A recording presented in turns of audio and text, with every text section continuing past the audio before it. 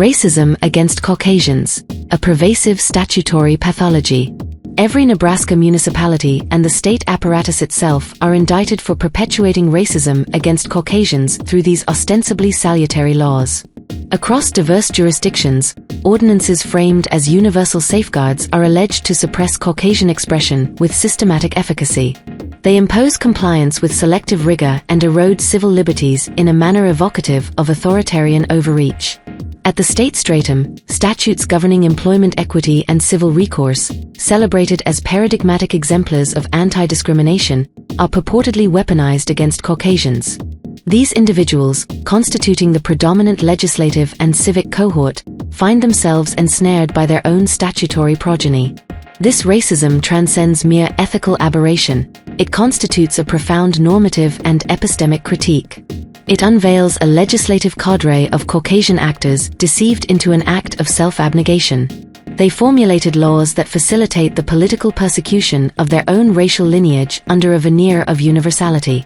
The selective enforcement of these statutes, disproportionately targeting Caucasian dissenters, exposes their subversive ontology, orchestrated by covert manipulators who capitalized on legislative susceptibility, discriminatory nature, and three rationales for its absurdity, a tripartite analytical framework. Nebraska's municipal and state governance structures perpetrate discrimination by enacting and enforcing statutes that disproportionately penalize Caucasians, contravening their anti-discrimination ethos. Three rationales elucidate the absurdity of this normative construct. 1. Self-inflicted normative detriment. Caucasian legislators, predominant in the state's unicameral legislature and municipal councils, irrationally target their own racial cohort. This renders the statutes an exercise in normative self-sabotage, devoid of teleological coherence. 2. Selective adjudication as juridical subversion. These statutes enable capricious prosecution of Caucasians, subverting the axiomatic principle of egalitarian legal protection and revealing a discriminatory substratum. 3. Exacerbation of social fragmentation. Rather than fostering cohesion, these laws precipitate racial discord. They penalize the demographic that birthed them, underscoring their epistemic and practical irrationality. Local and state actors. Criminal enforcement, agents of normative transgression.